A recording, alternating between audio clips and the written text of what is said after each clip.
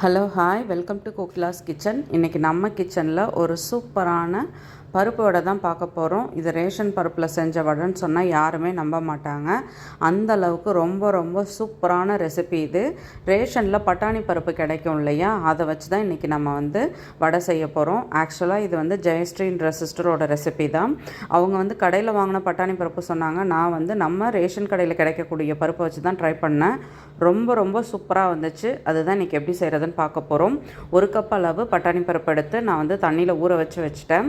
அதே மாதிரி இப்போது 1/4 டம்ளர் அளவு நான் உளுத்தம்பருப்பு, 1/4 டம்ளர் அளவு கடலப்பருப்பு எடுத்துக்கிட்டேன். நான் கொஞ்சம் ஜாஸ்தியாகவே தான் எடுத்திருக்கேன். அவங்க சொன்ன மாதிரி செய்யலை.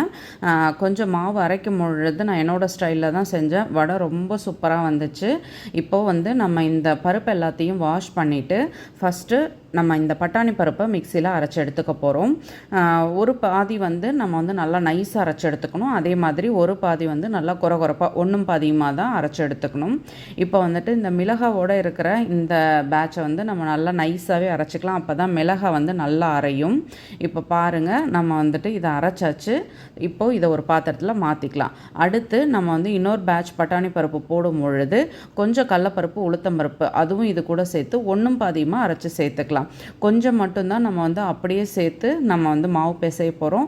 ஸோ நம்ம ஊற வச்ச உளுந்து, கடலப்பருப்பு அதில் பாதியை எடுத்து இந்த 2வது பேட்ச் அரைக்கும் பொழுது ஒன்றும் பாதியுமாக அரைச்சி எடுத்துட்டு பேலன்ஸ் இருக்க உளுந்தையும் கடலப்பருப்பையும் இது கூட சேர்த்துக்க வேண்டியதான்.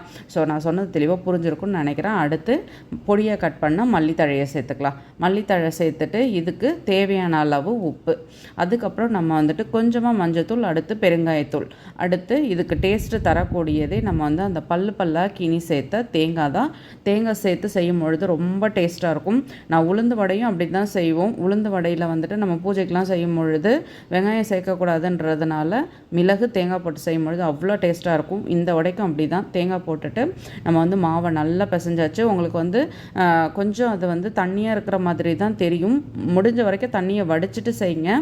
ஆனால் இது பிரிஞ்சுலாம் போகாது. ஸோ ஓரளவுக்கு அது இதுவாக இருந்தால் கூட நம்ம வடையை தட்டி போடும் பொழுது நமக்கு கரெக்டாக வரும். இதே மாதிரி போட்டு நல்லா சிம்மில் வச்சு நல்லா பொரிச்சு எடுத்தோம்னா சூப்பராக வடை மொறுன்னு செம்ம டேஸ்ட்டாக இருந்துச்சு. இப்போ பாருங்கள், வடை நான் 2 பேட்ச் போட்டு எடுத்தேன்.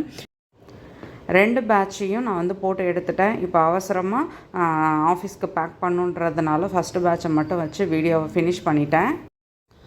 சுட சுட சூப்பராக நம்மளோட ரேஷன் பட்டாணி பருப்பில் செஞ்ச வடை செம்மையாக ரெடி ஆகிடுச்சு. நீங்களும் வீட்டில் ட்ரை பண்ணி பாருங்கள். கண்டிப்பாக உங்களுக்கு பிடிக்கும்.